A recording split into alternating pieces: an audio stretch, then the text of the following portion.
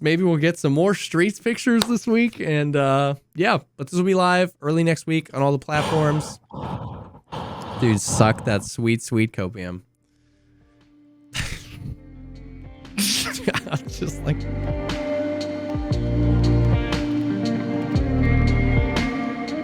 What's up, everybody? Welcome to the podcast, the show dedicated to talking about all the progress things in life, like music, content creation, and video games. I'm one of your co-hosts, JesseKazam.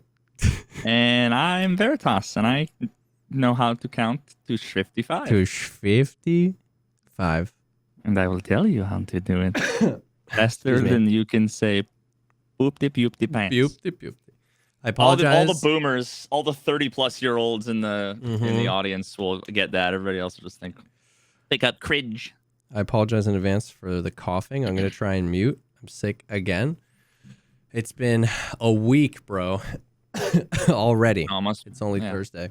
Must be nice to know that your cough is going to go away. You should see my Go XLR. There's one button where the icon covering faded. Is worn off. Yeah. And it's the mute button. Bro, I'm telling you, the cough has stayed with me since the last time I was sick, and then I just got sick again. So it didn't go away. It's been... I don't think I talked about what I've been dealing with for probably 85% of my life for the better part of a decade. It has to do with acid reflux. I've never actually had heartburn. Okay. But acid reflux, what happens is the acid, it irritates the part of your esophagus. Basically, it's the sphincter, the thing that closes when you swallow, and it causes that to spasm. So what it feels like is, you ever just take a sip of a drink and accidentally a little bit goes down the wrong pipe, and you gotta it takes a couple minutes to cough it out. It's like that for me, 24/7, just forever. I mean, and there's none of the no medication has ever helped. And there's basically two things I could possibly do. One is surgery, but that's not guaranteed to fix it. And the other is give up every single thing. What makes it worse? Caffeinated drinks, hot drinks. Really? Carbonated drinks. That's what So it's like energy drinks, coffee, tea. It's like drink water for the rest of your life, or yeah. Damn. So that's brutal. Yeah. And then the worst part was I actually was going to get surgery. It's called a Nissen fundiplication. Wow. Nissen fundiplication. Yeah. They take your stomach and they wrap it around itself. It's purely a mechanical physics solution. They don't actually have to cut anything. It's really interesting. That's crazy. But in order to figure out if I was a candidate, they have to do a procedure called a manometry. Now, let me explain to you. This is fun story time. Okay. Because this is the worst thing that's ever happened to me. I've ruptured my spleen, broken ribs, broken my collarbone, I've broken my arm, my hand, my foot, dislocated my knee, all sorts of things. And this was the worst experience I ever had. So there's a catheter, and the catheter is, this rubber tube that was, I want to say the size of a pencil, a number 2 pencil. I don't think I'm exaggerating, but I'm sure someone's I'm a nurse practitioner and 17 millimeters. I don't know. It was fucking huge is what it seemed like. And what they do is they give you a tiny little topical cream in the inside of your nose. Wait about 8 seconds, which is not long enough to numb anything. And they stick the tube up your nose, down your throat, all the way into the base of your stomach. I'm done. Just kill me. I'd rather die. It's not even the worst part. It's not even the worst part. If anybody, this is a content warning for anybody that doesn't because, fast forward about 3 minutes. Inside of the tube are these metal, almost ball bearings. And what happens is, while you're I'm just standing there, not moving. Yeah. You're not sedated. There's nothing. You're perfectly nothing. And you can feel this tube inside you. It's miserable. And what they do is they have a full glass of saline, salt water. And the nurse, and they put a little bit of tape over like your nose and to like hold the thing in place, but like that doesn't fucking work. And what she does is she syringes out the saline and squirts it into your mouth and you swallow. Oh my God. So you're swallowing with the tube up your nose and down your throat. And the whole point is those little metal ball bearings or whatever's in there. It basically measures how strong your esophagus is to make sure it's like strong enough to handle the surgery. So now about halfway through, and you have to go through the whole cup, by the way. It was like the longest like 6 minutes of my life. The problem is that halfway through, and it's like this like refrigerator thing with this machine, all these knobs, and then the tube comes out, and it's like this. The nurse stepped on the catheter. Shut. And it ripped it out about 1.5 feet. I instantly projectile puked up all of the salt water. The only thing that makes me feel okay about the situation is that I basically puked all over her Crocs and her stupid blue pants. It was just like, it was the worst. Dude, it hurt so bad. And then she's like, we got to stick it back in and keep going. Otherwise, because we're not done. No. Nope. I just sat there with my eyes like watering, like it was the worst thing ever. And you know what the worst part is? Afterwards, they're like, okay, so you're a candidate for the surgery. But then my cough went away for like 2 months. So I'm like, I'm not going to get the surgery. I think it's cured. And then fast forward, 6 months or a year or whatever. Whatever you did to me cured it. Yeah, fast forward a year, and all of a sudden the cough's back, and now it's like you got to procrastinate going to the doctor. So I finally got the ball rolling, and I'm gonna go see a gastro and an enterologist, and probably have to get the surgery. But that's what I've been dealing with. People are like, oh, you have COVID, or you're sick, dude, and I constantly have to be like, oh, it's related to a GERD, my esophageal sphincter. Yeah, exactly. Like it's the most convoluted bullshit ever. But yeah, that's my life. Rip. It's now or never. Rip. Yeah, no, I don't know about all that noise. We just have a revolving cold that goes between the four of us. Yeah. We found out that my oldest has like bad allergies. I have really bad allergies. I'm like allergic to the state of Florida. Like, have you ever had a stick test done when you were a kid? Because you're not 72. Yeah. So. Have you ever had a stick test done to test what you're allergic to?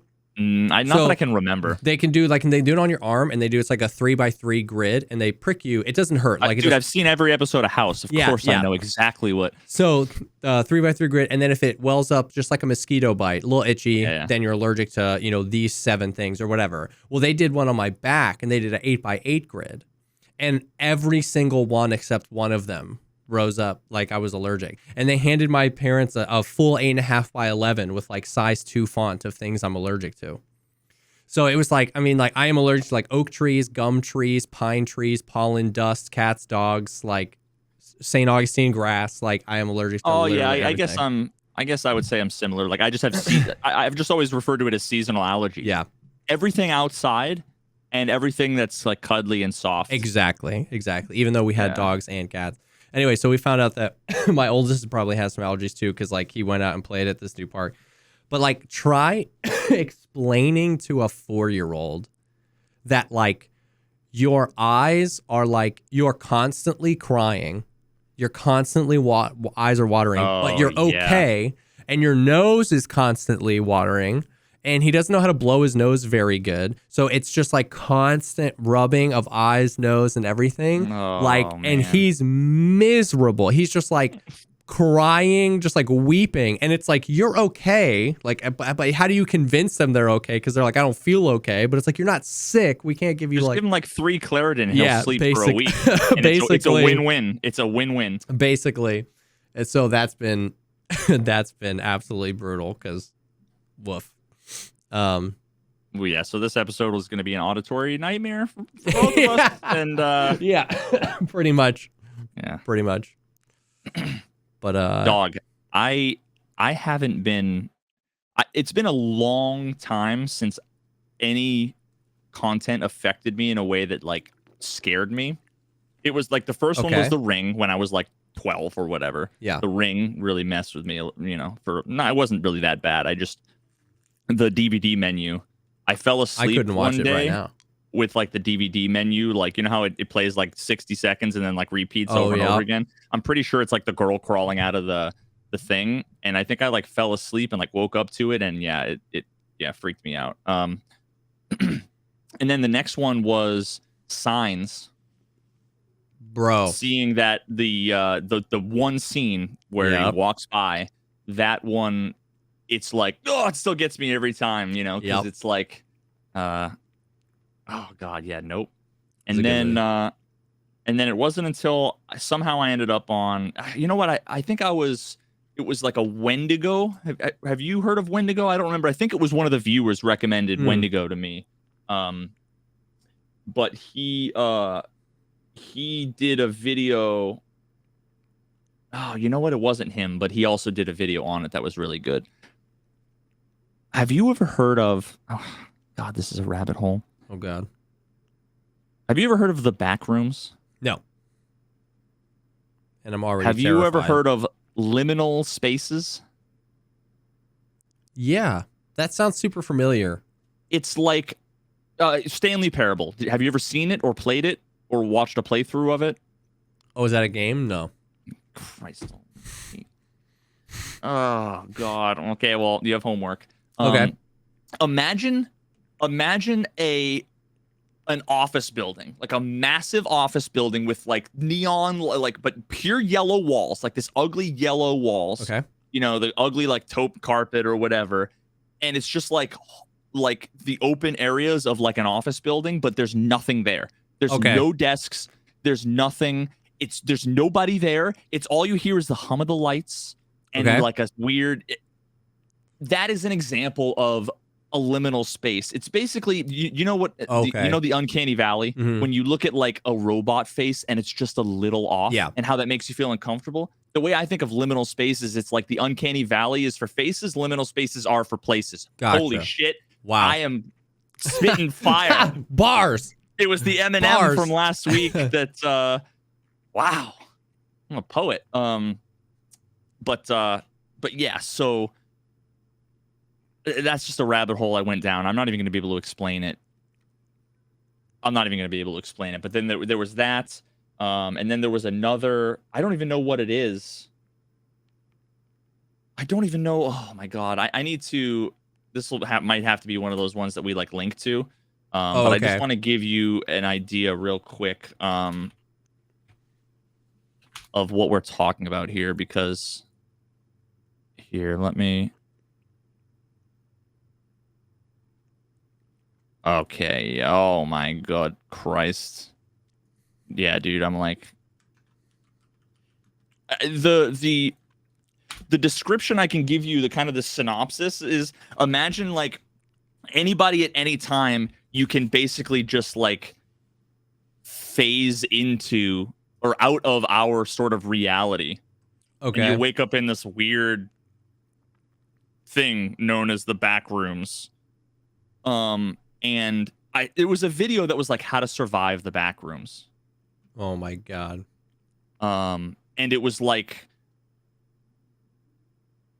you know, like don't stray too far from where you started. If you see like a wall that's slightly darker than anything, like do not go near it. If you see anything, like don't make eye contact, but don't run. You know, it's like this.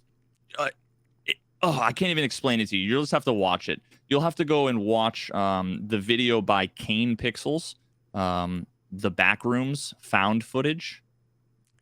It's got 40 million views. It's so is this just like somebody I think makes it came this from like a creepypasta? Yeah. Okay. Like, yeah. This is just some other thing, and then perfect around Halloween time. Oh yeah, true.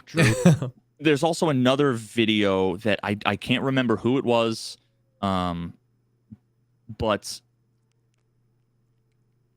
it was talking about. Oh wait, let me Google it, because this is the thing that like the Backrooms didn't really sketch me out, but like the recommended video from that, oh God, really sketched me out.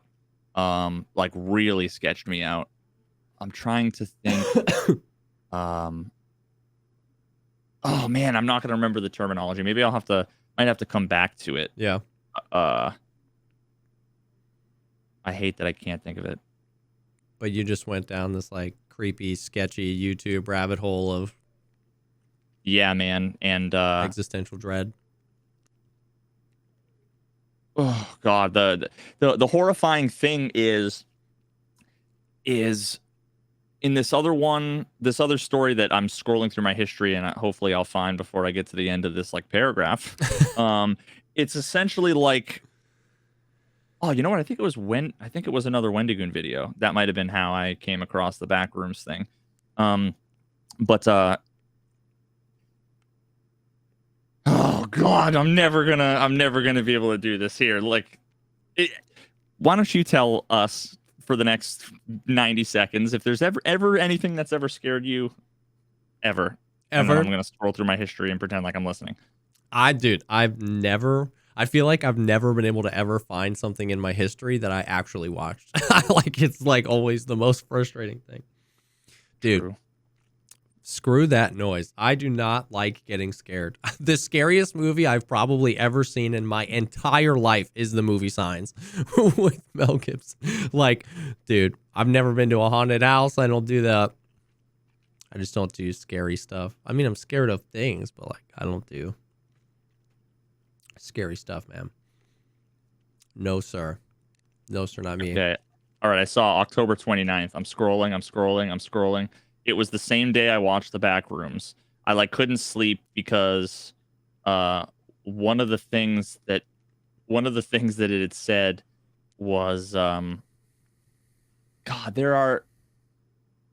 I'm skipping details, but basically there are these faces that are like human faces, almost like doppelgangers, but they're like stretched and skewed in sometimes slight ways, sometimes like drastic, and they actually look kind of stupid and ridiculous, but at the same time it's also horrifying. And one of the things is like the way that they communicate with you is, or the only way that they can have like contact is either through like televisions or mirrors. And what happens is like once you like, I don't know, engage with them or talk to them or whatever, then that's almost like you let them into reality, and then they basically try to convince you to harm yourself in a permanent way, and then they basically take over. It's God, it's like, that's terrifying, dude. But one of the things, it was like, at any point, if you are like sitting there like sleeping with your eyes closed and you think that they're like right in front of you, do not open your eyes. So I'm like, dude, that night I was like lying there and I kept being like opening my eyes and like, okay, nothing there. It took me a couple of days before I was like, it's been like 20 years since, like I used to walk around and like flip a light switch. Yeah, and like for sure. I would feel uneasy. If I was the last one to go to bed, I'd turn all the lights off and I would kind of like run up the stairs, when I was younger. It's been 20 years since, but there was like a day where I was like, all right, I gotta go brush my teeth. I'm gonna go and hit the light switch, and like I'm just expecting to see this face. Veritas is like clearing his house with his rifle. Yeah, see, that's the thing. Dude. That's the thing, though, is like when it comes to those scary things, what made me unscared was like the reasoning that I had was like, if they're supernatural, like I'm not going to be able to fight them. Like bullets aren't going to do nothing. So it's like, I shouldn't even worry about trying to fight them. Yeah. If they're here, it's all over. They should be able to just instantly, kill me or whatever. It's already done. Yeah. Yeah. And then at the same time, it's like, there's no, I don't think that there is supernatural. So, one video I watched, which was a creepy one, was from the Maverick Files, called 4 Times 4chan Warned the Internet. That was another video. Then there's the first 13 backroom levels explained. Bro. Where is this? You know what? The best part is that I'm like not going to be able to find it. That's fine. It's just like you said. It's going to be like the one thing not in my. Oh yeah, of course. In your history. Yeah. Oh no! I found it. The most disturbing, and it is Wendigoon. The most disturbing analog horror story, the Mandela Catalog. Nope. Oh god! Oh god! Oh god! Oh god! Oh, okay. I'm gonna let me just give you just this little clip right here. I don't even need it, bro. I just trust you. Okay. No. You No. can No, give it no, to no, chat. no, no. Yeah. So that was that was a super interesting video. God, fuck, I hate it, dude. Oh god. What a terrible, ridiculous. So that's how you spent your Halloween weekend, just going deep down the rabbit hole of the most horrifying YouTube videos you can possibly imagine. Yeah, man. Love that. Yep. And then the last thing on the YouTube topic, and then we can then we can move on to some Tarkov stuff. Is I discovered a channel that I'm a new like massive fan of. Ooh. And it is called Bobby Broccoli. Oh, that's okay. Bobby Broccoli. That's why I was talking about broccoli. Yep. He's got 211,000 subscribers. Now, the video that I watched that like sucked me in is called "The Man Who Tried to Fake an Element." Now, this guy goes through the fucking history of like the discovery and like search for all the different elements, you know, and how a lot of that was basically kicked off by the like nuclear, you know, arms race that, you know, started pre-World War II, and then led up to like the 90s. But like if you go into the video, what interested me the most is was the visuals. He made everything in Blender. And, interesting. And so he would have a bunch of like flat planes where the pictures were. But then like if you go to 17 minutes and 26 seconds, you can see like he's got the camera and he keyframes the camera flying around, and it's just such a super cool that was not an amazing timestamp I just gave you, but you can just see the camera like fly around in this 3D space. So I'm going to give that a try, I think. That's super interesting. Yeah. But yeah, so then here's like the other thing is, you know, when people are like, oh, you know, long videos about, you know, dry topics don't do well, you know, and it's like, well, this isn't dude, 20-minute long video about the history of this periodic table, and it has 2 million views, you know, and it's like, yep. There's always these exceptions to the rules that are like, well, what do you expect? You know, you make a 45-minute long video about it. Dude. You know? It's like, ugh. Yep. The rules always break themselves. I saw that. I was like, 13 days ago, 2.6 million views. And it's about an element. Yeah, man. It's a good story though. That's crazy. It's a good story. I need another channel like that. That's he's got some good stuff. I've only gone through a couple of videos. That's sick. That's dope. So what's going on in Tarkov Schmarkov land? Tarkov Schmarkov land. A whole lot of nothing. The Halloween event ended today, which was unanimously welcomed by the community. Wait, that's sarcasm, right? No, when everybody was excited for it to be done. Oh, for it to go away. Yeah. It was, yeah. Man, it was like, I thought people were split, like kind of split on it. Was it the majority you think were negative? I think the majority of the people didn't like the event. And it's sad because there were a lot of parts of the Halloween event that were great, but overall people will only think of that event. Like 6 months from now, people are going to be like, when are we like into whatever next wipe we're in? People are going to be like, yo, when are we going to be events? And everyone's going to be like, you mean like that dog nuts Halloween event? Like it's going to be remembered that way, even though they were really cool aspects. It really feels like they tasked 2 people and one person was like, make a great event. And then the other guy was like, your job was to like kick the players in the balls at every possible turn. And it's really what it feels like, because like some of the event was so cool. Like, I thought the Doomed thing was really cool, where there's a counter and then it did like the storm. I loved the fact that they were able to implement like this constant in-raid event where the weather changes for everybody across every server. Time of day. The lightning storm was cool. It never rained, but it was just stormy and lightning. I thought that was a really cool thing. Then the darkness would only last for 20 or 30 minutes. So it's not like, oh, well, it's going to be nighttime for 6 hours. Like in 30 minutes, you could go back to playing day raids. It wasn't a whole big deal. The Tagilla Scythe was really cool, and running into him on Factory or any map, I ran into him on Shoreline, was super scary and awesome. I got to pull up a clip of that because I actually haven't even seen. Anytime they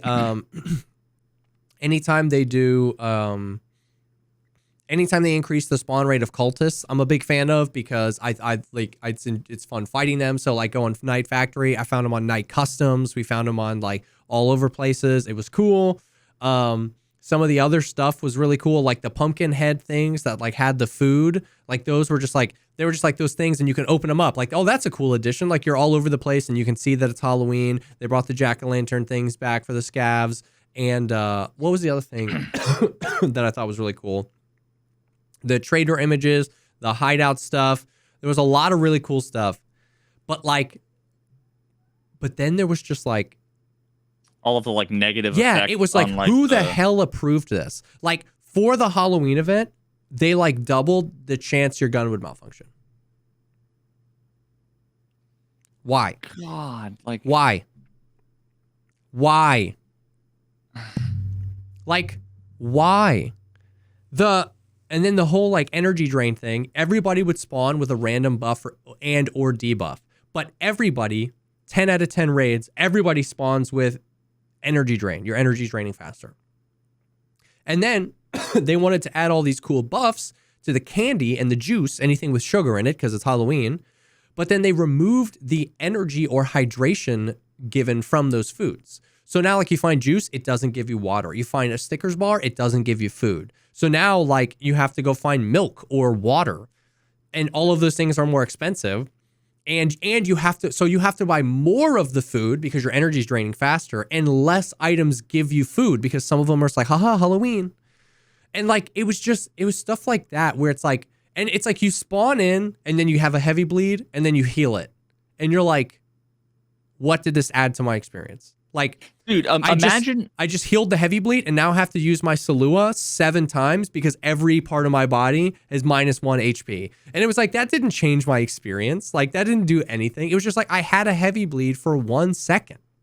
You know what I mean? Like, and then once again, they don't tell you what the event is. So so if you spawned in with the poison and you didn't have an antidote on you or an augmentin, you just were going to die. But it's just not letting the player know that. So it's like, it's so hard because this event will definitely go down as a bad event. But I want to give props to the people that did all the cool stuff, because the cool stuff was really cool. The cool stuff was all the cool stuff we got from last year for the most part, plus more cool stuff. And they did a really good job. But it's an example in how like 3 small, really stupid decisions can completely change the perspective. And these little things just got so annoying after like 4 or 5 days of playing that they were like, so like today in my chat, when I've only normally have like 300 or 400 people, I got asked 300 times, is the Halloween event over? Is the Halloween event over? Can I play again? When can I play? They were all excited, dude. Tell me they wanted it to yeah. keep going, and they're like, it's not over yet, right? I really have to get home from work and play before it's over. Yeah, so it's like, I really feel bad because I love when BSG does the events. We were all wanting and desiring an event, but on the other hand, part of me is just like, who looked at that and was just like, this is a good idea. Dude, imagine the malfunction chance. Imagine if when you went into a raid, there was a checkbox that, you know what it reminds me of? God, I'm going to ask you, and you're probably going to say no. Did you ever play Fallout? Of course. New Vegas? Yes. You remember, did you ever play Wild Wasteland with that trait, that perk? If I did, it was so long ago, I can't remember. It adds or changes random encounters or locations that wouldn't appear. So it adds like a bunch of random weird shit. Characters randomly will show up, and it just makes it totally wacky. And especially if you played a bunch of times, it adds some replayability, right? Because it's like you never know what's going to happen. I would be fine if players could opt into you get maybe there's an increased malfunction chance, but like insert some really interesting benefit that's like twice as good. You know what I mean? Like I don't want to say like a chance to like fragment, because I don't want something like combat related necessarily. Well, actually, I mean the malfunction is combat related, but maybe like make it so that you fucking reload 3 times as fast or something. You know what I mean? Like then it would be opt in and it would be balanced in a way, right? But yeah, I mean, like you said, just not adding the annoying downsides to the event. Yeah.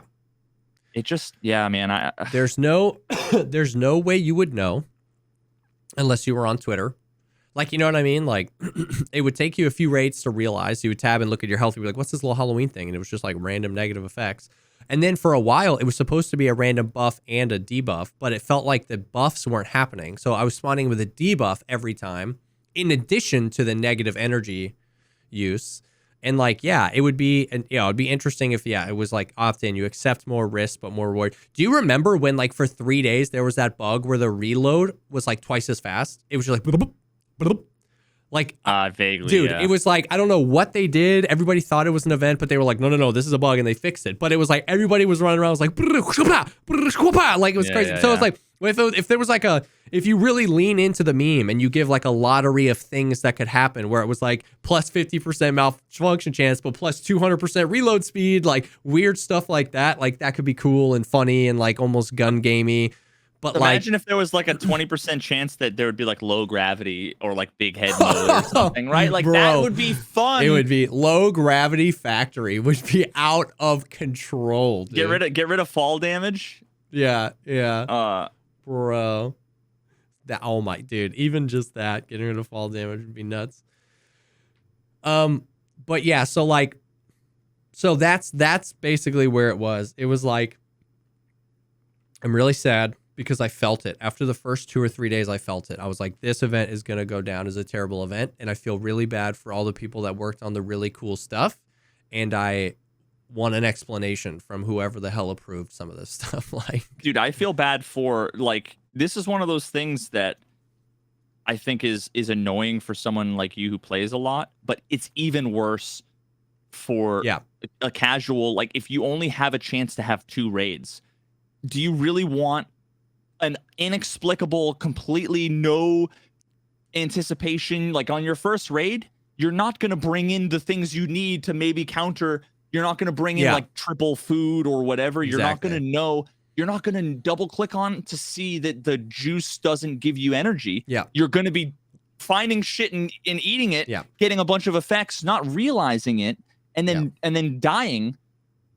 If you've only got time for 2 or 3 raids before you got to fucking put the kids to bed, go eat dinner, and it's like, even like something as simple as a splash screen that you have to click yes to, where it's like, happy Halloween, and it's like, be on the lookout for spooky adventures throughout Tarkov. Something that simple is like it's like a they don't have to spoil it. It's a get out of jail free card for them, because anything weird that happens, the player is so much more likely to go, oh, I bet that's part of the Halloween event. Or they're so much more likely to like check Twitter real quick. Twitter. Yeah. You know what I mean? Like, it's insane, because their graphics team is S tier.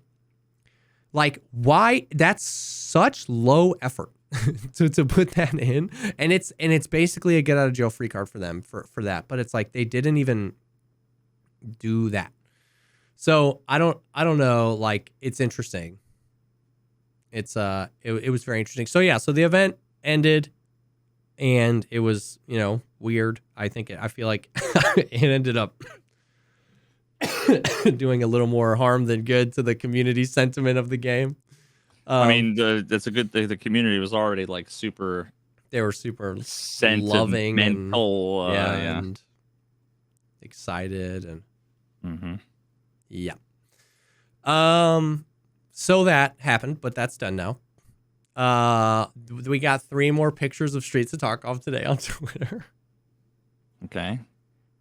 Did nice guy assemble the blood troops. map? They assembled the blood map from the bottle messages and decode the cipher, and you found out like the time and place that he'll die or whatever. Like, yeah, for sure. No,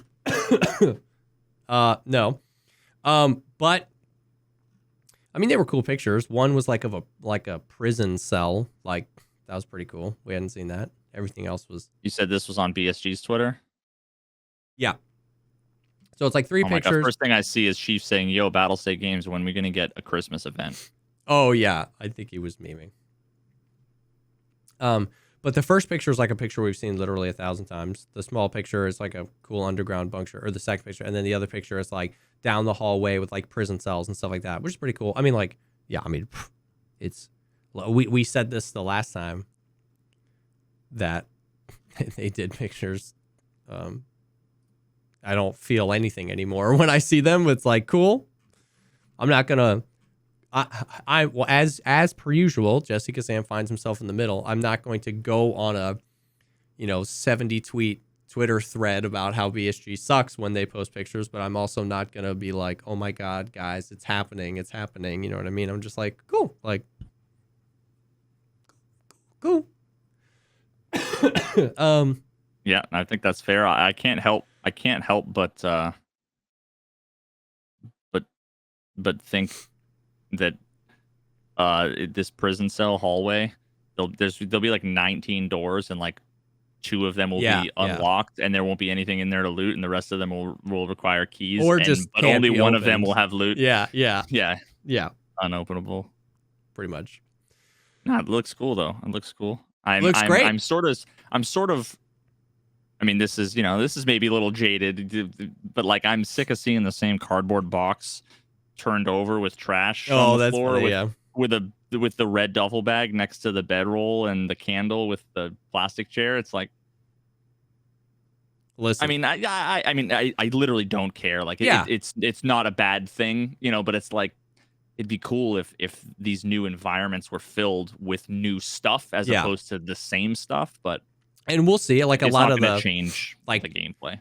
Yeah, and a lot of the environments lend themselves to that, like the prison. Like, I'm interested to see like what kind of assets and stuff like that are inside. We got some of the construction lights, but like some of the other stuff seems weird. Like, there's a ladder in the background and weird stuff that we don't normally see. So we'll see. It's like I totally understand that perspective. It's like we have been like, guys like you and me have been looking at screenshots of Streets of Tarkov since 2018, 2017. You know what I mean? So it's like, it's hard to get excited. I know people that are super pumped. You know what I mean? The fact that they're posting screenshots, I don't know. Take that with whatever you want. Because obviously the, the last information we got from Nikita was that it's coming this year, and they keep posting screenshots. So, maybe we'll get cul-de-sac of Tarkov this year or something like that. Street of Tarkov. Maybe they'll give us a little something. But at the end of the day, the reason why Streets is like going to be cool for at least a short period of time, like all the other new maps, it comes down to, it's the closest that any veterans will ever get to the feelings that they had when they first started playing, where you don't know.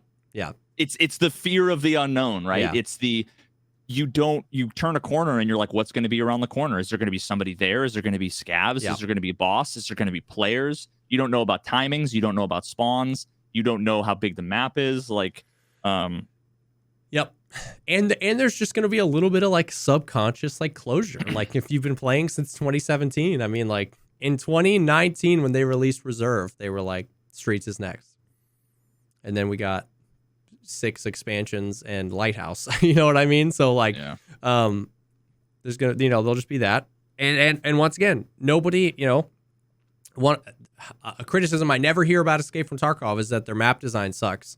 So it's like, I expect it to be awesome, even if we get a smaller portion their maps of it. Are unbelievable.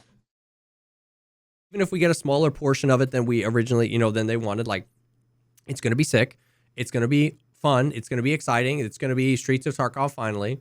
So hopefully, yeah, I don't know. I mean, we talked about it. It's just like there's just nothing more to be said from like your and my perspective. It's like, and here's the thing. It's like I was talking about this earlier.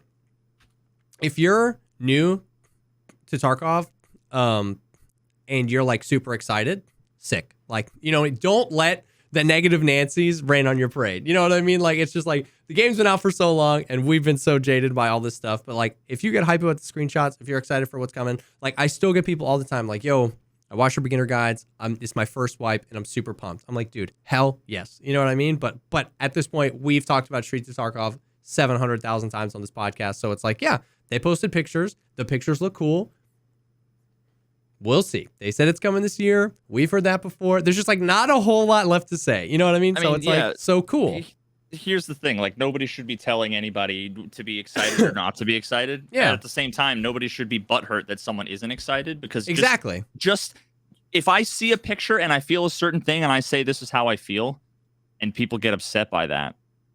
Yeah. It's like you can be excited. You know? Exactly. I'm not going to you know, if you're a big fucking Star Wars fan, you know, and they're coming out with a new video, a new movie or whatever, you know, that's different than if you're not a Star Wars fan and the new movie's coming out. Like, they shouldn't be upset at each other where one's super excited and the other's not. It just doesn't matter. Yeah. Yeah. So, I mean, I'm sure and it's like the same thing where if I'm going on a vacation, my wife is like this, where she's like, are you excited? We're going. It's only a month. I'm like, I feel nothing until I step into Disney through the gates and it's like, I'm here. Yeah. Otherwise, I feel literally dead while I'm on the plane and I'm traveling and I'm in the hotel and, you know. And part of that is probably just, you know, at some point when I was a kid, I probably had one of those like so excited to go somewhere, and then my dad was like, "We're turning the car around," and I never got to go, and so I could never let myself feel that feeling again. You know, probably something like that. For sure. But yeah, I mean, it's going to be the first day is going to be great because think about another thing that came to mind is. Think about if there was no wiki. Yeah. And you go to hit O and you double tap and you see West Side Pavilion, underground passage. Yes. You know, ZB617. Yep. Good luck getting out. Yeah. See, and Enjoy. I'm excited. I hope that if this is a properly big map, that will get a little bit of that, even with the wiki and even with the YouTubers, because I'm going to be making guides, of course. Like I don't mean to come down on the people YouTubers. Are going to use the fucking compass. Guides. But the thing is like, if it's big, like here's the thing, like the most recent map we got, Lighthouse, was really easy to figure out, even if you didn't have it. You know what I mean? It was like once you realized that was south, and one of the extracts was like South Road, and you were like, oh, the road on the south. Boom. Yeah. And then it was like path to shoreline, and you're like walking along the thing and you can see the resort and you're like, that's probably path to shoreline. And then northern checkpoint. You know what I mean? So it's like the whole map funnels you to the water treatment plant. That's all. That was the literal specific point of interest that sold that map. So we all figured it out pretty intuitively, really quick. If Streets is a giant square and it's all apartment buildings, you know what I mean? And it's like there's a movie theater here somewhere. It'll probably be giant roads, like the UN roadblock kind of thing in like 6 different corners of the map. Exactly. So it'll be like there'll be a little bit more, especially with loot or quest locations. I'm hoping that there's a lot more, even if you've got the wiki up or the guide up or you watch the thing, you still spawn and you're like, where am I? Like, I know I need to get to the movie theater, but like, where am I from here? The guide, he spawned on this side of the map. Like, if it's big enough and it's not as like linear as Lighthouse was, then maybe we'll get a little bit of that feeling for a little bit longer. You know what I mean? Dude, I'm reminded of my first video that I did on Tarkov. I think it's like, if at first you don't succeed, my first highlight video. And one of the clips is I'm sitting there staring at the map in game, dragging it around. Because you have to look at like rocks and water, and you literally had to triangulate, you know, to figure out like, okay, I'm looking at a rock and there's some water here. Yeah. If the water's on my right side, you know, and I remember getting shot and being like, I was looking at the map. Come on. Yeah, I get SKS'd by a scav while I'm sitting there, you know, standing out in the open looking at a map. But like those were, you know, I'm looking forward to that for sure when it comes to streets. Like playing streets is going to be, now again, there's ups and downs. For 3 weeks, streets is going to be like this amazing new thing that it's going to bring back my excitement for Tarkov and whatever. And then I'll probably be like, it'll be once you learn everything. Yeah. All it is it's the same map now. It's not new. It's not fresh. I know where to go, and all of the quests on it are, you know, dog shit or whatever. And you know, so I'm excited for it for sure. And but hopefully it won't change the game for sure. We need other things that, at least from the development perspective, what they've said are locked behind streets. We need actual like quests, end game. We need to get to the 1.0 state of the game to see how they want to do it. Because at one point they had said they want seasonal characters that wipe seasonally, characters that don't, like all this stuff that really fix like the longevity stuff. Like we need to just like get past this to get there and see what they're gonna do. But I am excited. It's interesting because like I'm super excited to like you said, like get lost on it, and like it's gonna be the new, like somebody put this in chat, like it's gonna be the new, like there's a guy by that tree, like on woods, like if you're playing with a dude and you're like there's a guy in the bush, you know what I mean? It's like, oh thanks, there's lots, like it's gonna be like there's a dude in that window, you know what I mean? It's gonna be, because it's just gonna be like the urban version of that, so that's kind of exciting. So on my nade, on my nade, dude. The fact, it's so great, but yeah, so like I'm, you know, my excitement for streets is as high as it's ever been. It's just like my expectation that it's coming in the next, you know, X amount of time is as low as it's ever been. You know what I mean? So we're just chilling. We're just paddle your own canoe. I'm just floating down the river. But I'm super excited, obviously. So yeah, Halloween event ended. We got some pictures of streets. And then, I mean, the raids have just been a little dead recently. We got a lot of like newbies coming from the sale. A lot of new games have come out, which we'll talk about in a little bit, that I think have pulled. And then I do genuinely think there was like a large majority of people that like stopped playing because of the Halloween event. So like, it's just been kind of whatever out there. I've actually been enjoying, I've been doing a little bit more solo streams and just just completely mentally checking out and just like not caring what happens and just like vibing with chat has been like kind of fun. Have you been playing Tarkov? Yeah, solo, yeah. And what's it? I see the third bullet point. Oh, not like, I want to know. Not like weird. Just like I was saying, just like dead. Just like I like today I did like 4 shoreline raids in a row without seeing a single PMC. Like, I just think that, you know, it's hard. It's so obvious. Because why is anybody going to go shoreline? I don't know. Why would anyone go anywhere? It's like, why would anyone go anywhere other than customs or lighthouse? They all go customs in the first couple months, and it's like there's waves, right? Like the first week is everybody is you know, maining customs because that's where all the things are. Yeah, and then it splits off into interchange and then some shoreline. And then later on, it ends up as reserve. Yeah. No, but there ends up being waves, so it kind of like overlaps. Yeah, for sure. But then it's gotten to the point where all the waves have ebbed to the point where like everybody is either stopped playing or they've all going customs. You know, so now it's like they just go for wherever the PvP is or wherever the loot is. And Shoreline, it just doesn't have that. Yeah, the resort isn't what it used to be, but it's still decent loot. But the thing is, here's why I like to play Shoreline when I'm solo. Because I can completely turn my brain off and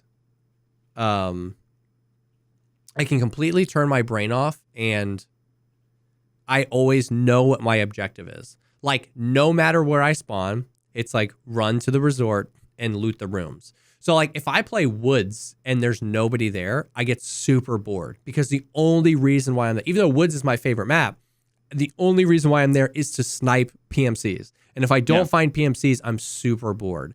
And if I play customs solo, it's just like, it kind of just gets like, if I don't find people or if I find people, like, I feel like I die a lot because I'm just like, I get caught.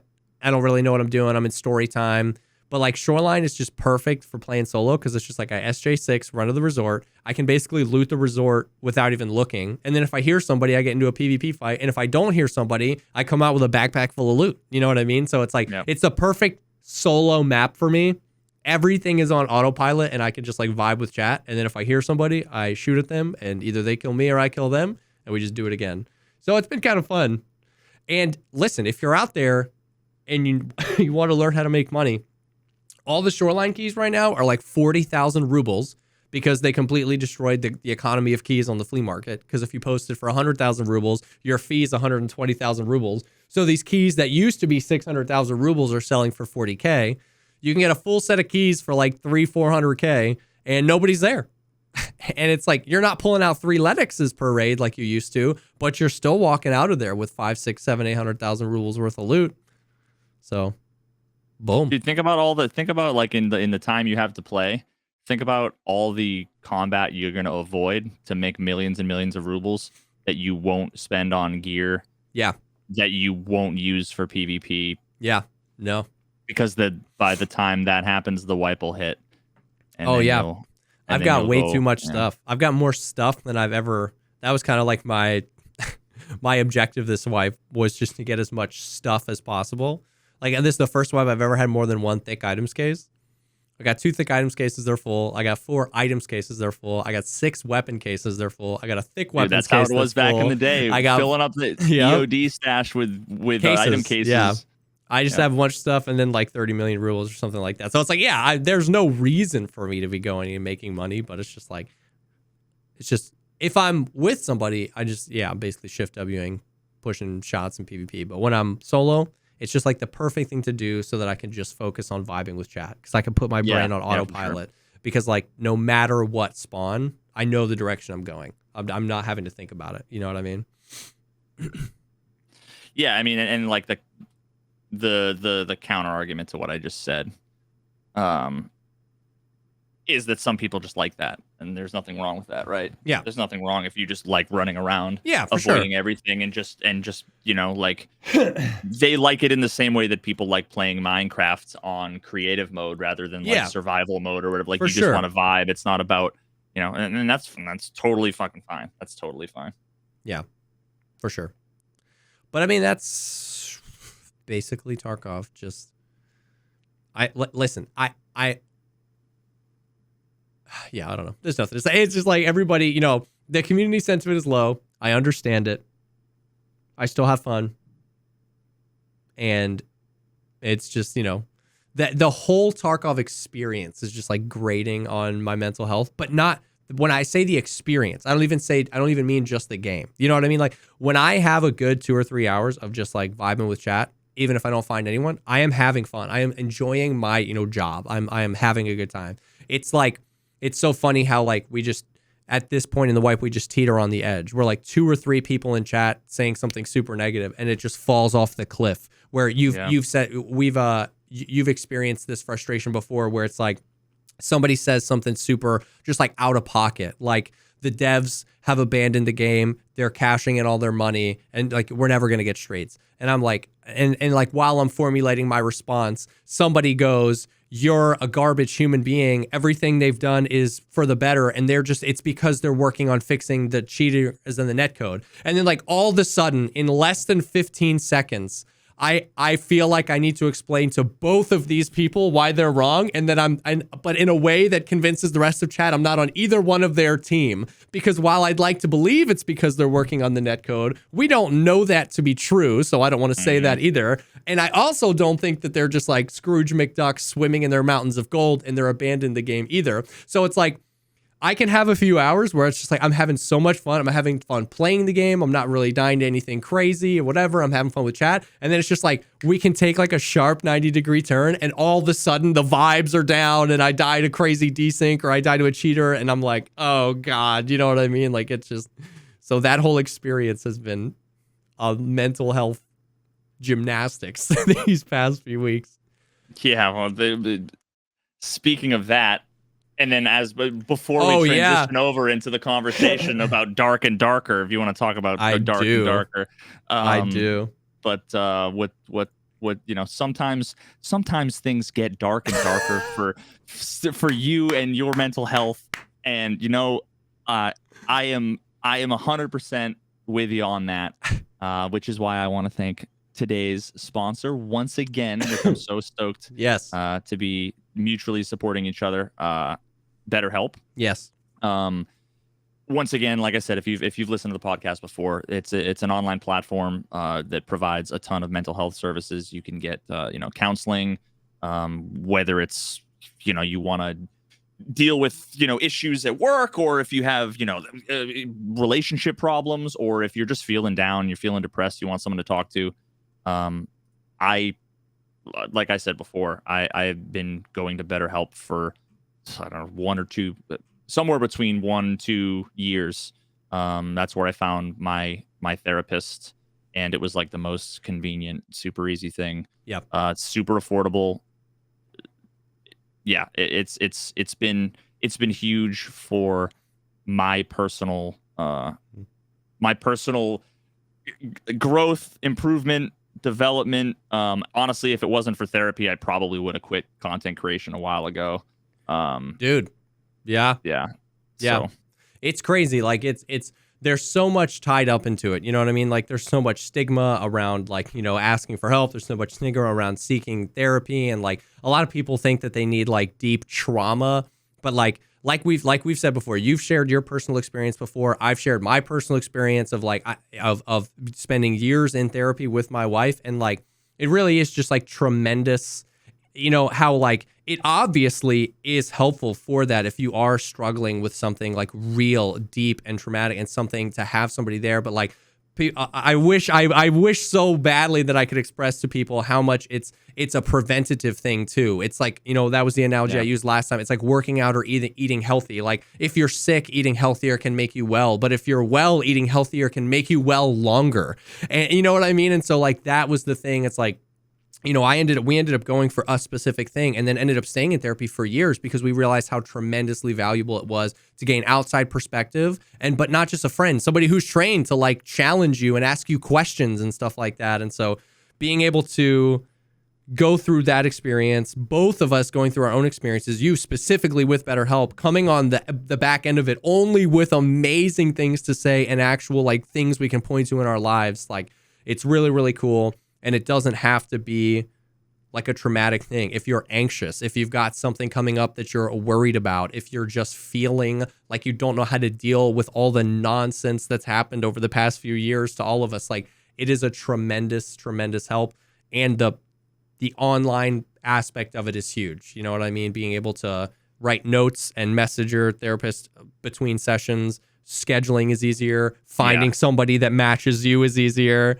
The UX, everything is, and the biggest thing for me, and something I think a lot of people discount, is having and this comes easier to some people and more difficult for others, but just having someone that you can talk to and say basically anything without fear of judgment. And like it's actually really crazy how just saying something out loud that you wouldn't say to a friend or family member because they might misunderstand it or misinterpret it or, react potentially poorly. Yep. How just saying it out loud to another human being, sometimes that alone is like a thing that will help you weight off your shoulders. And also like you say it, the number of times I've said something and then been like, I know that's stupid. I know. Like, but it took me to say it to realize it, so for sure. Anyway. So huge thank you and shout out to BetterHelp. So when you want to be a better problem solver, therapy can get you there. You can visit betterhelp.com/Pogcast and get 10% off your first month. If you're interested, definitely head to betterhelp.com/Pogcast. 10% off your first month. Something we instantly jumped on. We're super excited to be partnering and working with them. So thank you again for sponsoring this episode. Radical. Now that we paid the bills. Yep. I saw you playing Dark and Darker. I didn't get to hang for very long, but I saw you playing it, and I have absolutely zero knowledge of what your opinion was of the game, and I'm very interested. So have you played it? Yes, I played it. I played like 3 or 4 hours of this play session. It's hard being on the So- weekend. my experience with it was not great, but I don't blame the game. It was like a last minute thing. Okay. I was on like a losing streak playing chess. I'm like, I need something. I'm like, oh, Dark and Darker. Yeah. So I downloaded it real quick. I was solo. It was like too late for me to try to find people to play with. Yep. And it's like, I'm like, I should just be able to, get a vibe for the game. And it was like spawn in instantly. The best part was I think I was like not a barbarian. Is that the class? Not a fighter, but maybe it was barbarian. Barbarian, yeah. Because that's just like the most brain dead, sword, shield, kind of whatever. And I like spawned in, walked over to a door, like hit F, and it was like, why is the door not opening? Without realizing you have to hold, for like a second or whatever while it opens. And all of a sudden I hear like the sound of bones, and my screen goes, and it's like back of the lobby. And I was like, oh, okay, I guess I just got killed by and I think I played like 6 raids, and all of them I either died with like the first enemy I came across, or there were a few where I killed what seemed like some mini bosses and looted a ton of like gems and other assorted stuff, and was like, yes. And then I kind of wandered around and then just ended up like kiting accidentally a million mobs around me while not being. Anytime I saw a player, I was like, nope, went the other way. Like totally avoided. And I don't even know how to exfil. I don't know what it looks like. So I just never survived. I always had the starting gear. I tried Barbarian. I tried the Rogue, the Ranger. Yeah. And the Rogue. And it just seems like the fact that like the first skeletons you see take like 11 hits to kill, or like 20 headshots with a bow to kill. It's like, oh man, like I think you just need a fucking full party. Yeah. It seems like some balancing stuff that probably that should be like the third level deep, Yeah. So it's really interesting because this is like they're doing 3 or 4 day alpha stress tests. Like One Peg got to interview the developers, and in the one that they did before, this is their second one. The first one, they were hoping to get about 300 players. And like Pestily picked it up, and Sequisha picked it up, and it was like, and so like last time the 3-day test was like 7 days, because the first 3 days there was just like the servers were down, they couldn't handle that many, so they're a little bit more prepared this time. They ended up doing a 5-day test, and I mean, like the other day I looked and Shroud was playing it, Pestily was playing it, Deadly Slob was playing it, Sequisha was playing it, Sacriel was playing it, Grims was playing it. It was like which is really cool, like to see. But to understand where they are, like these are like pre-alpha stress tests of their server. This is Tarkov in 0.1. Yeah. And so like a lot of stuff. So like the game tells you nothing, and once you learn a lot of this, it helps your perspective of the game. But like the game tells you nothing, but you also can't really discount it, because like they were only hoping there'd be a few hundred players and it would be their dedicated fan base. But like there are 3 levels. And this is level 2. So like these are harder enemies. You wouldn't normally be going down here with that starter gear. So like that's why everything was like just giga hard for the starter gear. And it's cool that you always have a default kit. Yes. So I very much like that. So that was like a really interesting mechanic to it, where it is a BR. I don't know if you noticed like the zone closing in. So it's a BR as well, but it's not a BR in the sense that like only one person can win. You can extract anytime you want. And the way the extractions work are, as the zone begins to close, blue portals will like stick up from the ground. That's what I heard. Everybody's like, look for the blue portals. And I just never survived. And then you can open it up, and then you can extract. But here's the thing. They stick up from the ground, but it's only 1. So if you're a solo, you can leave whenever you want. But if you're a team of 3, you kind of have to find 3 before you commit to leaving, or you're leaving somebody behind. And in the final zone, as the circle shrinks down deep and deep to its like final thing, a 3-way portal comes up. So like if you and your team make it to the end, you can all get out. But if you want to leave early, you're like leaving your team behind. But if you're solo, you can leave kind of just like to whatever portal you find. It definitely leans itself into the teams, because like the balance of like rogue, cleric, warrior or fighter. Or it's they like all have inherent strengths and weaknesses. So that like balance, when we played, I was the ranger, Ben was the barbarian, and Seal was the cleric. So Ben would get up in personal. So like we started to find those synergies. I realized that the rangers could place traps, and the doorways are such choke points. We would people would the come. Skeletons will just sit there walking, and you can. So we would PvP, and like we would see people on the other door, and I'd have him close the door. I'd put a bear trap, and then we'd open the door. They'd come and hit it. I would do arrows. Our barbarian was going close, and then Seal was just healing us. And it was like we were finding a little bit of that synergy. But that's awesome, dude. But we basically only ever used the starter gear because we only extracted like once. It was and making dude, money. I gotta play. Invite me next time, bro. Next time I wanted to do more, but we only did the one. I think they're announcing the next playtest next week, so they're gonna be doing more, and we should absolutely. It was fun. It was like the thing is we were laughing so hard the entire time. And what gave us the ability to laugh so hard the entire time was the free kit. That was such an interesting thing to know that like if I die, I don't have nothing. Like I can just hop right back in. And because of that, they were allowed to be a little more brutal in the sense that like when you start, you have literally nothing in your stash, not a single gold. The 0 to hero is like it's harder to get hero, but like when you do, it's a bigger reward. Yeah, but you always have something. And there's basically no risk. Yeah, I think I have a feeling that there is the possibility of being able to play solo. Now, I mean, it's also I'm basing that off of no information, but assuming that there's like a linear difficulty, normally what you would do is, the three of you would just completely demolish the first level, and you'd start to hit that challenge, at the third level or the fourth level or whatever. For me, it would be like I'll do the first level 2 or 3 or 4 times. Yeah, now I don't know how much the gear. I literally never used anything other than starter gear, so I have no idea. Huge difference. Yeah, so like maybe once you get the Giga Chad, the chainmail giant bastard sword or whatever, you can just one shot everything. Valiant played quite a bit, and like he had like good money, and I saw clips of him 1v3ing squads. Like once you like, that's the thing. It's like I played like 3 or 4 hours, and I was like, man, I'm just tasting it. Like there is a skill ceiling on like I don't know if you noticed, but like there's a whole skill tree and perks and all kinds of other stuff. If you have a sword, as you click, your crosshair changes shapes, and it's showing you the direction your sword is going to hit. So there's all sorts of metas of like it's when like Mordhau light, but light exactly. Same thing with spears. Then you have bow and arrow, and you can have a primary and secondary weapon. So like being able to bow and then taking out like a short sword or a dagger as like a ranger to fight up close.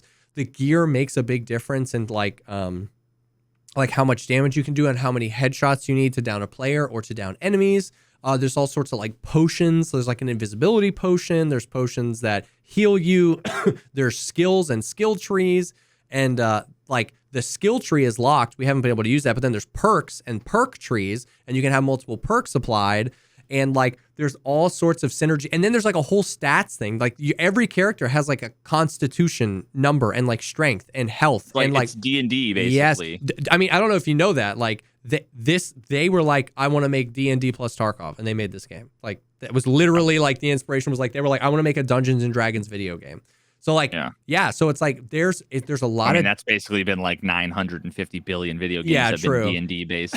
Like basically every RPG is essentially D&D in a different setting with different names for different perks, but So like it's really cool. I think they're going to add VoIP. I think somebody said that, and they need to, because like there was one time where we found a squad and we were all doing this, and like we just like went our separate ways. So like we need the wiggle, but not the wiggle. The teabag, basically. The crouch. So, and then I didn't get to do any of this, but there's a whole marketplace, like the old school RuneScape, where you just type "looking to buy great sword with at least 50 damage," and you just put it in a chat, and somebody goes, "I have that," and you initiate a thing, and they put it in, and like, oh god, RMT incoming. Yeah. So like, I don't know, man. I didn't get to any of the end game gear. I didn't get to any of the I sucked. We died all the time. But like when I first watched the first playtest, I was like, I am not interested in this at all. And then everyone said it was so good and it's free. So I was like, I'll give it a go. And like we were laughing so hard. It was so much fun. It's so interesting. It's slow and it's clunky and there's no sprint and there's definitely some balancing things they need to do. But like, dude, I'm envisioning some like late game sick ass PvP, like how you used to see Diablo 2 with, you know, sorcerers and hammertons flying around and you have smiters charging in and like I can envision that sort of thing being like sick. Like old school COD montage, like people who are actually competent and teams and squads would be so fucking rad. It would be so sick. And then there's the red portals take you down to the hell level, and that's where like the bosses are. Where all the cows are. Yeah. And then there's like these big bosses and harder enemies and more loot and like legendary gear and stuff like that. And it's all I couldn't even kill a fucking skeleton. It's brutal. And it's all full loot extraction PvP. So you die. There's rezzing. You can res teammates. So the cleric has a skill where he can res, or if you have a teammate that dies, Mercy, you can take their soul and bring it to an altar and res them. That's sick. It's sick, dude. Oh man, yeah, no, I'm excited. Like I said, I didn't really have a great time, but it's not the game's fault. I'm like it's the playtest is the playtest, and it's early, and you know you got to be more forgiving. It's going to take 10,000 hours for me to be bitter and say the game's dog shit and I hate it, and you know, to have a yeah. But the only thing that makes me sad about it is how early they are in development with it. You know what I mean? Because it's like, I'm like, man, dude, we're gonna get it before Streets. They're gonna get released with fucking darker before Streets. But that's the thing is, it's like, I'll want to play a few more of these playtests, but I get to a point where it's like, what brings me back to a game is progression. So after 3 or 4 playtests, I'm gonna be like, I'm excited for Dark and Darker, but I want to play the freaking game. And so until they either go early access or release the game, I know my interest is going to fall off after a few more playtests. And it's like, you think our progression is going to be saved for the next playtest? No, it wasn't from the first to the second playtest, and I doubt that it would be. It could be, but I doubt that it would be. But it absolutely has me excited. It absolutely has my attention. It absolutely innovates on the genre, both in setting and in mechanics. I'm just interested to see. But I had fun. I was laughing so hard. Like there's a charm to the Papega slow combat, you know what I mean? Yeah, it's weird. It's got like I don't even want to say this because I think it's like it's almost like Mario Party vibes, but like not, where it's just like it's hilarious kind of hijinks with your friends. Yes. Less about the actual like gameplay, but more just it's not. And it can be it's like much less serious than like a PUBG, where when you die, you know, it's like, I don't know.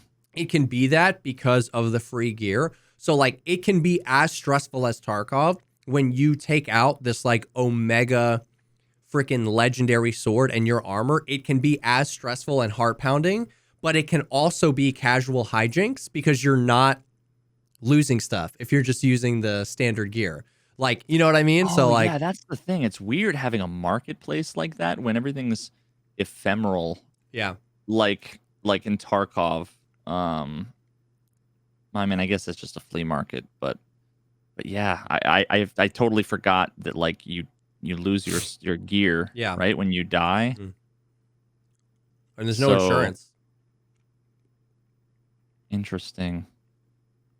That'll be weird if like you have like a level 90 character with all these perks, but you don't have like, I mean, by then you'll probably have like they won't be able to have the kinds of rarities and stats and everything as every other RPG of the genre ish that I've ever played. Like Skyrim, you don't lose your shit when you die. Diablo, you don't lose your shit when you die. So having to farm for 100, 200, 300 hours to get the 1 in 10,000 fucking drop or whatever, like that's part of what was really cool about Diablo. Yeah.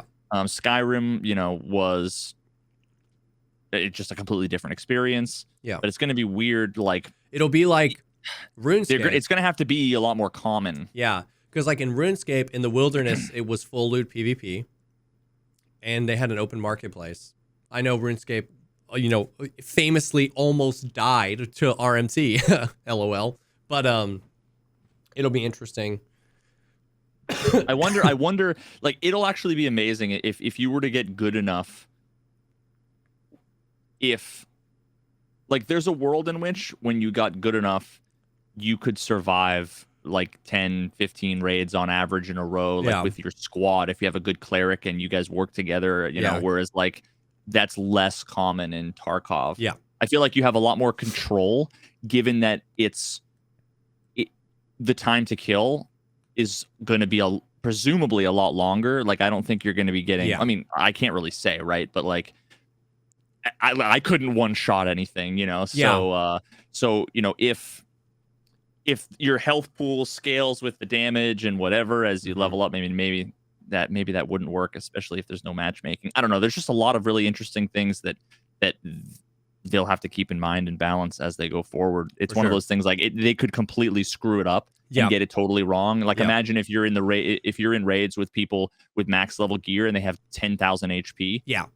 And you're doing 7 damage. Yeah. Like with your starter gear. It's like there's just no universe where you win that. It's not like Tarkov where you can take a Makarov and place a lucky shot to a guy with a ULAC. It's like you're just not going to win. Yeah. Yeah, so there's going to be some interesting considerations, I think, around how they balance things. Yeah. Because you want to be able to... It's just like skills and perks in Tarkov, where it's like, if they aren't giving you a meaningful, noteworthy advantage in your gameplay, then what's the point of progressing and grinding to unlock them? But then if it's a meaningful and it's a big deal... then it gives you a massive advantage over the people. It's like the rich get richer. The rich get richer. Yeah. So it'll be interesting to see how they tackle that challenge. For sure, because Tarkov hasn't figured it out. Oh, and and the queue times are 12 seconds, so that's a huge help. And they're only gonna get shorter the more people that play. Yeah, seriously. Well, I mean, I guess it depends on if they, if they're able to keep up with the servers, but I mean.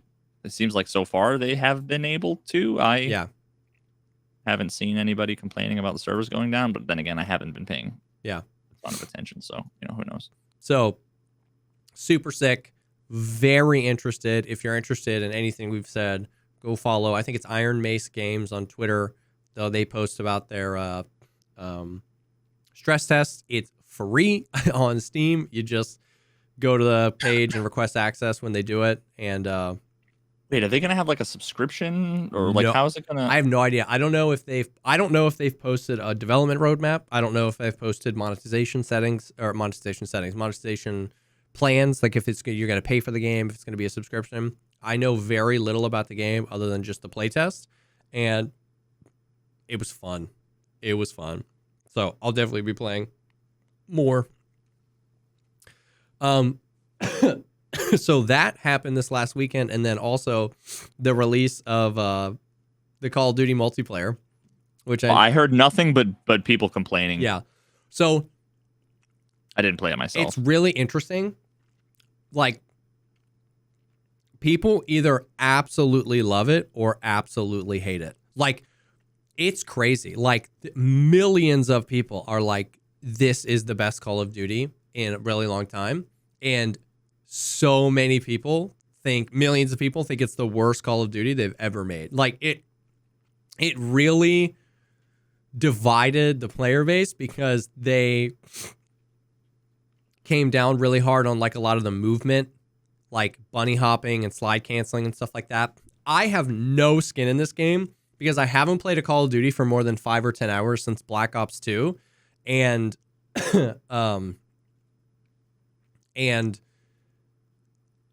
I've never slide canceled or bunny hopped in a COD game in my life. I didn't know what either of those things were until I started hearing that people were complaining that they were gone.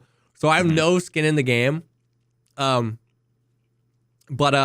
because we talked last week about like, and I think you even got a little bit more excited about like when I was talking about some of those DMZ leaks and like some of the like potential there with the big map and like all this like it could be cool. So I've been playing with it. I've been playing Call of Duty a little bit, like just to like shake. Was it any different from when we played? A little bit. Like they changed a little bit, not much though. But I've been just kind of like trying to shake off the dust, get back into that mindset with those kind of guns, learn the guns, learn what's fun before DMZ comes out on the 16th.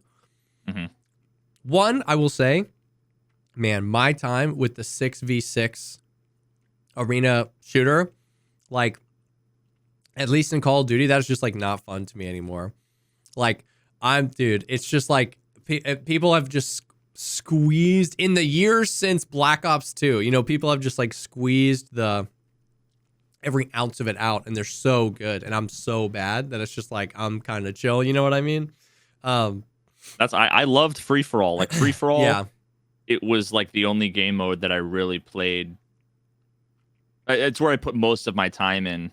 Yeah. Just because it's like you don't have to worry about having dog shit team members or making sure your friends are online. You can play at whatever pace you want. Yeah. But that being said, there's a lot of it that I really like. I really like the the movement. Like, I don't know, it's kind of the same. It has me interested for like what DMZ could be, because the movement is much slower than a normal Call of Duty. Time to kill is really interesting. Like, I would wager that time to kill in COD on average is shorter than Tarkov. Like, with the exclusion of the voodoo head tap, it takes more shots to kill somebody in Tarkov most of the time than in Call of Duty. I think a lot of that has to do with it's two things. It's having dog shit ammo against high tier armor. It's the balancing of that. That's like half of it, and the other half of it is it's just so much easier. Like, you don't have the weapon sway and a lot of the what feel like not RNG elements, but like when you move your mouse, it goes directly where you put your mouse. There's no sway. You don't have to wait for the thing to settle. So it's like you just hitting all of your bullets where you want to much easier, as opposed to needing to spray. And then also, oh no, go ahead. Well, I was just saying, it's the globalized health pool. I can hit you in the toes. If I hit you in the toes 3 times, you die. If I hit you in the thorax 3 times, you die. Like, that plays such a huge part in it. You know what I mean? Like, whereas Tarkov, you can have good ammo, but if I hit you in the leg, it's going to take me 11 bullets. You know what I mean? Like, no gun in Call of Duty, I think, has a longer than like 4 to 5 bullet time to kill anywhere on the body. And like, even like 8.5, how many shots to the leg does 8.55A1 need to kill you? You know what I mean? So it's like, and because of all the shenanigans with like the arm hitboxes and stuff like that, like, time to kill is definitely longer in Tarkov. Yeah. Which is funny because, like, people talk about that as like a hardcore element of Tarkov. Exactly. Just because you can get like one shot with a Makarov. But like, you can get one shot with a Makarov with like full gear if they don't have like a face shield, right? But at the same time, you can have a kitted assault rifle shooting, mid-tier ammo full auto at somebody's center mass, and it can take fucking 9 bullets to kill somebody, right? It's like this terrible, weird dichotomy that just never feels right. You're either the one that sprays that the person doesn't die, or you're the one that gets one tapped by a guy who risked nothing. So if anything, as somebody that's interested in DMZ for the extraction based element, I do wish the time to kill in Call of Duty was longer. Like, most people wish the time to kill in Call of Duty was longer because it used to be longer and they're just mad that it's changed. But like, they made it shorter to make it a more hardcore, realistic experience for DMZ and for these other modes. And as somebody who's excited for those modes, I wish it was a little longer to make it a little bit more skill based. You know what I mean? Like, maybe split I feel like the it's difference. Like 80 or 90% of the average TTK as like COD 4, which I think had like a really good just time to kill. Every gun felt right.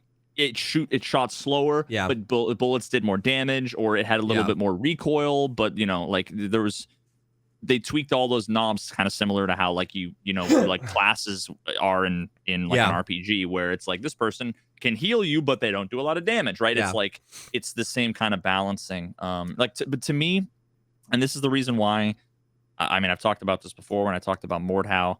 I think having a higher time to kill.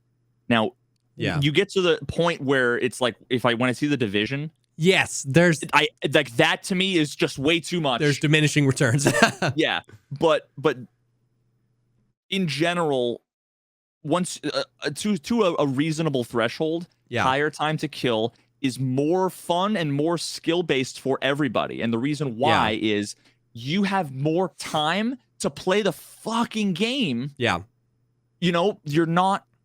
You see someone, you're dead. You see someone, you're dead. You see someone, you're dead. At least you get a chance to like aim your gun and shoot back. You know, even if you lose the fight, at least being able to fight back is a lot more fun than just insta dying. Yeah.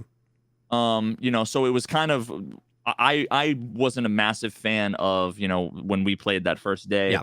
Every time I'd be like trying to be tactical and whatever, and all of a sudden, instantly I'd hear, and a guy would slide in with a shotgun, pop up, and bang, one tap me with the, and it's like, you can't aim, like, you know, give me some time. And I think it's exacerbated by the fact, like, of what Call of... what?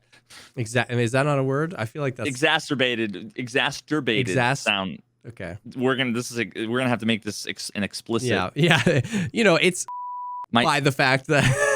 My dad caught me exacerbating the other day. By the fact that, like, just the nature of Call of Duty, because you get to the end of some of these matches and like there's 3 chopper gunners in the air and they're calling down mortar strikes, and it's literally like spawn explode, spawn get sniped, spawn explode, spawn get chopper gunnered, spawn, you know, because then the other team is like they're holding all the lanes with snipers and there's 3 chopper gunners in the air and it's like woof, you know what I mean? So like, now a really good point is Dart said it in chat that like Warzone, which is like what DMZ is going to be a part of, basically has the armor pouches, the 3 slots. So it's going to have this TTK plus some. So it might have literally been balanced around Warzone and DMZ, and then they just removed the armor mechanic for multiplayer. And so it might be chef's kiss, because I wouldn't want it to be, like we said, too much. I don't want it to be bullet spongy. So like with the armor in Warzone, and I'm assuming the armor system is going to be in DMZ as well, it could be like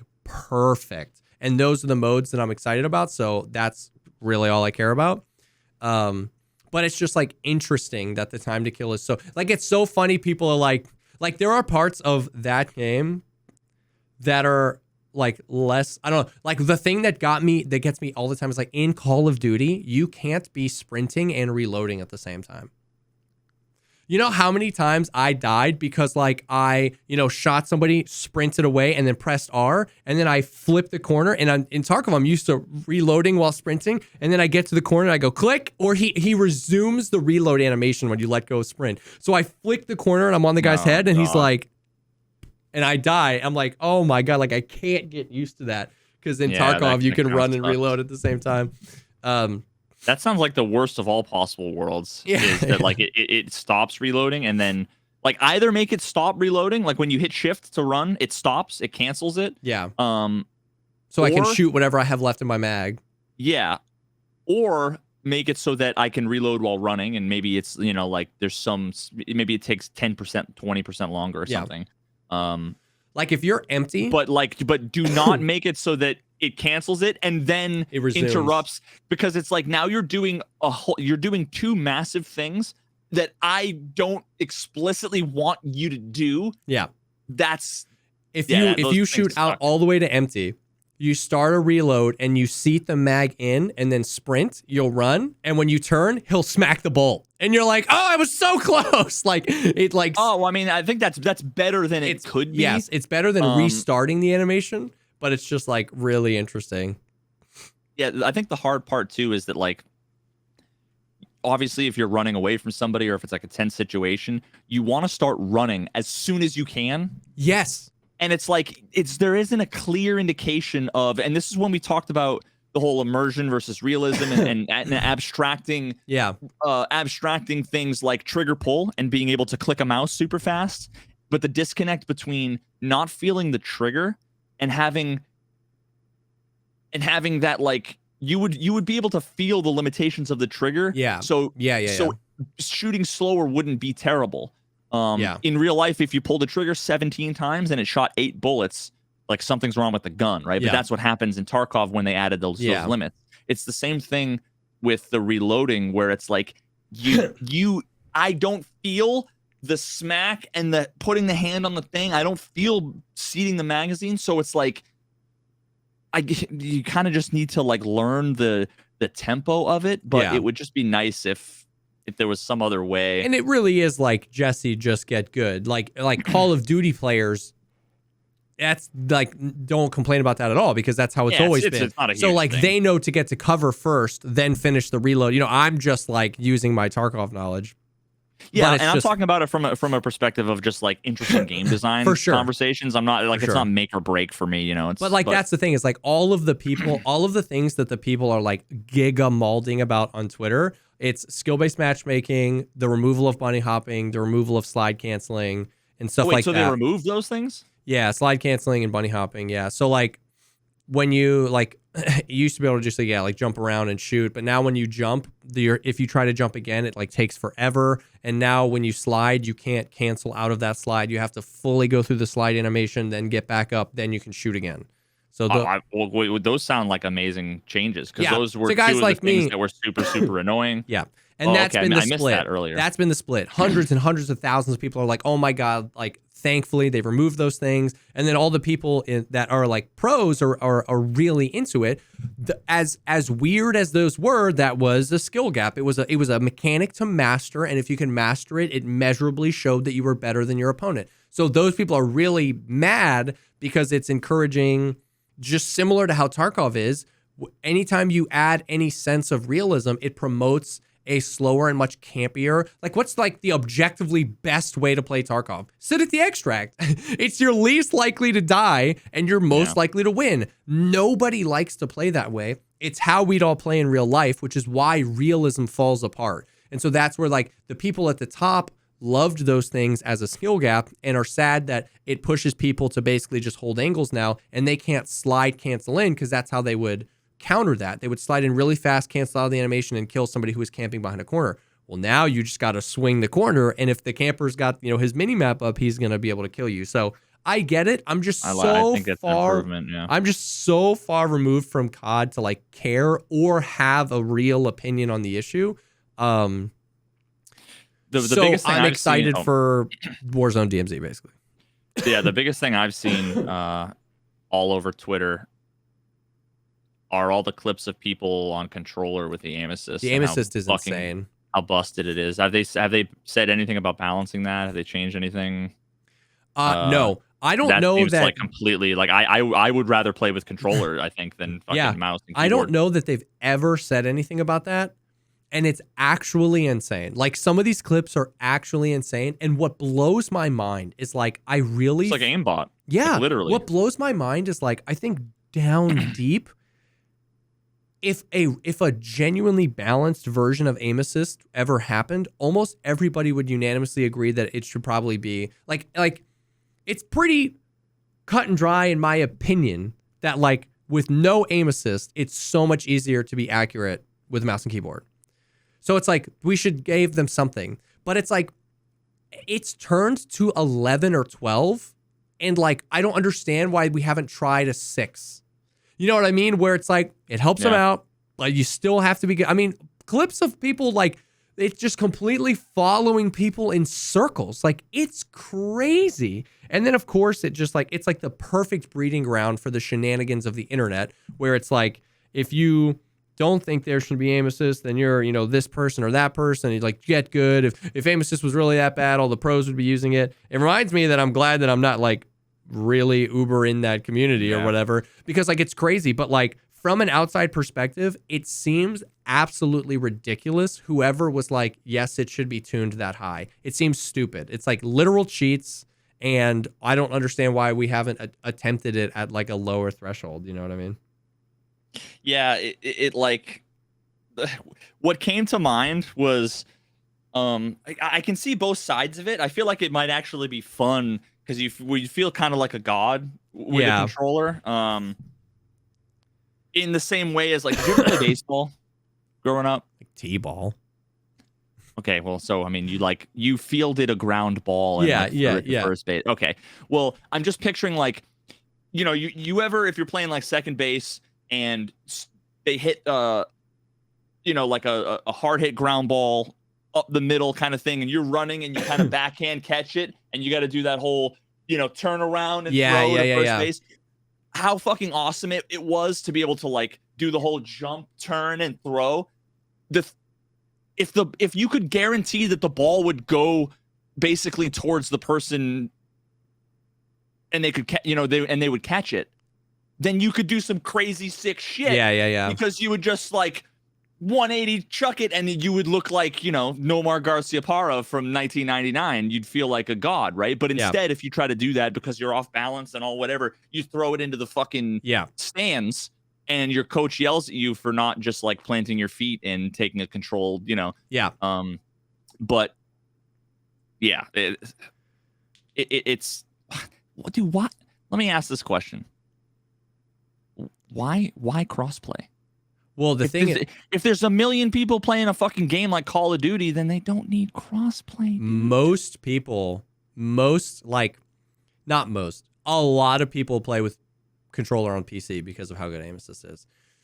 So here's the thing. If you're on console, you can turn off crossplay. If you're on PC, you can't turn off crossplay. And if you're on PC, people use controller anyway. So it's like freaking crazy. No, that makes sense. I was thinking like PlayStation got aim assist, but PC doesn't. But it's the okay. Yep. I feel you. Just plug in a controller. It's great, and it's so good. Well, wait a minute. So make it crossplay, but input based. All the controller people play against all the controller people. All the keyboard and mouse people play against. I was saying that because can't you use keyboard and mouse technically on like PlayStation if you have the? I've seen people do that. Yeah. I think you have to. I was saying that. I was like, I'd pay a $5 a month subscription to just only play against keyboard and mouse people. Like, you know what I mean? I mean, maybe that's a stupid solution, but it's like then you don't have to balance these two drastically different. Well, the solution is just like, it's just crazy. It just seems like. Balance it more. Like I know it's complicated. I know it's more complicated than that, but there's gotta be there has to be a middle ground between literal hard-coded cheats in the game where you just like follow people and nothing. Like there's gotta be a middle ground there.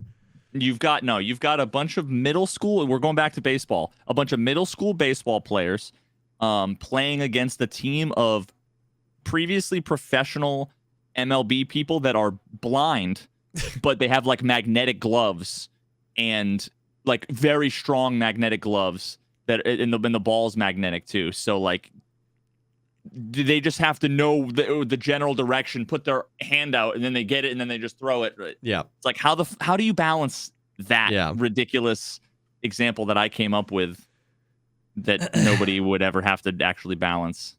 Yeah, I don't know. There's a lot of listen. I've been meaning to bring this up for a long time. There's a lot of people don't talk about this, and I think people need to talk about this more. All of the previously professional baseball players that all ended up getting blinded, later in their careers inexplicably. This is something that everybody. This is important. Listen, people need. Nobody's talking about it, and read the literature. Read the literature. I know everybody's going to call me a social justice warrior because I'm fighting for the blind baseball players or whatever the fuck, but this is important. This is the reason why I read the literature. So that's the thing. Like the big things. Took a weird turn. Yeah, it took a weird turn. From the big criticisms that I can get behind are like aim assist seems nuts and skill-based matchmaking just isn't fun. But then they announced they're doing ranked play, which will help. And all that stuff is about multiplayer, which I truly don't care about the multiplayer. I'm only going to be playing the multiplayer until Warzone and DMZ comes out. And then if I don't like either of those, I'm just going to stop playing Call of Duty. So I don't even care to get into the intricacies of how the multiplayer functions. You know what I mean? Yep. I am truly stupendously bad at this game though. Really bad. I have 5,500 hours playing video games on a PC with a mouse and keyboard, and 5,400 of those hours are Escape from Tarkov. I have no chops to rely on. I learned. Dude, it's like 5%. You would think that there would be like the skills would carry over, but it's like Valorant, 98% carries over to CS:GO. Yeah.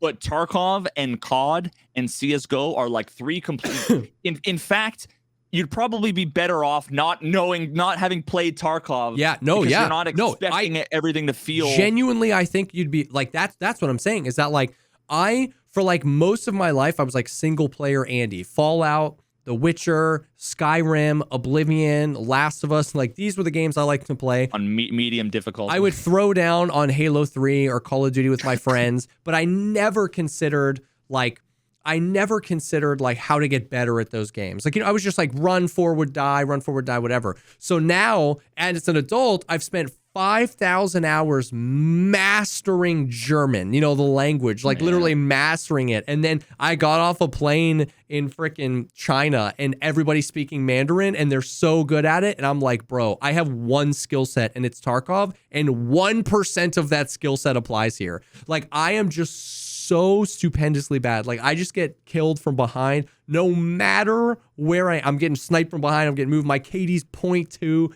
I'm so bad. And I know that it's me. Like, I know that it's just like, just get good. Like, I just need to play more, but it's like, woof. Like, I am really bad at Call of Duty. And I'm really just bad at anything that's not Tarkov, because my entire career playing video games, like, so many people like played so many, like CS, Valorant, Call of Duty, Modern Warfare 2, like back in the day. I have none of those skills to rely on. I literally just know how to play Escape from Tarkov. Yeah, see, actually, now that I think about it, like my memories of COD are all on controller. Like, it's all Xbox. So yeah, it's a different beast. But even then, even when I was playing on controller, I never once considered like how to get my KD up. I just played COD to hold forward and shoot at people. Like, you know what I mean? Dude, all I never COD played an objective game ever. No, well, fuck the objective games. A hardcore search was okay, but just because you could use guns like the G3 and like one tap, or like even pistols, and they'd be fun. But dog, I would play free for all, Modern Warfare 2, and COD 4. Also the cage match 1v1. Oh yeah, on shipment was so much fun. But my goal was always to try to get to 30 kills before the person in second place got to 10. It's like, I want the leaderboard to be 30 kills, game's over, and have it be like 7, 6, 5, 3, 2, 0, 0, 0. And they all have like 15 deaths or whatever, and they're screaming hacker. That was my shit. Yeah. But that was when like people, not everybody had like $150 gaming headset. It was like 1 out of 10 people had Turtle Beaches. Yeah. And nobody would be rocking Dead Silence. And if they didn't have Dead Silence and you were running Dead Silence, so your footsteps made 0 noise, and their footsteps made the loudest noise, and you had Turtle Beaches, you might as well, like, it's better than Radar on all the time. Yeah. So you would just... Yeah, 9 out of 10 people were using their plasma TV speakers. You know what I mean? Yep. Like, yeah, it was bad. Yeah. But yeah, so Call of Duty's fun. The weapons are all really cool. They're animated really cool. They feel pretty cool. They added a lot more, like the recoil is like, you have to actually worry about it. There's like weapon sway. There's tons of attachments. The movement is slower. Like, the thing I kept saying over and over again when I was playing was like, man, I'm really interested with these movement and these types of guns where the average engagement distance is pushed back. Like, you get into close quarters fights a lot in Tarkov, but you also get into medium range fights a lot. Like, when you're playing the 6v6 modes, it's like there's a shotgun down my throat every 3 seconds. You know what I mean? Like, that is the engagement distance. So it's really flick driven. How are your flicks? Like, boom, headshot, headshot. But in Tarkov, it's more about positioning, flanking, and map knowledge to get the kill. You know what I mean? Like, and of course, you can go dorms, you can go resort and get the flick stuff too. But I want this game with this movement at a medium to long range engagement distance, which is what Warzone and DMZ are most likely going to be, because they're going to be played on that giant map. You know what I mean? So I'm still very interested, even though I'm like really terrible at COD and I'm not going to be playing a whole lot of the multiplayer. It's still, even playing it has me even more excited for those games and those modes. So it'll be interesting. We got 2 weeks, less than 2 weeks now. So we will see. We'll see. So indeed. But yeah. I'm ready to. I'm trying to hit 1,000 elo in chest tonight. Oh hell yeah! Get that newbie milestone. That's sweet elo. Yeah, yep. Man. All right. Well, that's all the stuff. That's all the gaming news. Thank you again, BetterHelp, for sponsoring the video. Thank you guys so much for hanging, or not the video, for this podcast, this episode. Thank you guys for hanging. We appreciate you being here. We'll see if there's any new gaming news. Maybe we'll get some more Streets pictures this week. And yeah, but this will be live early next week on all the platforms. Dude, suck that sweet copium. Just like, anyways. But thank you guys for hanging. Love you a long time, and we'll definitely see y'all on the next one. Peace.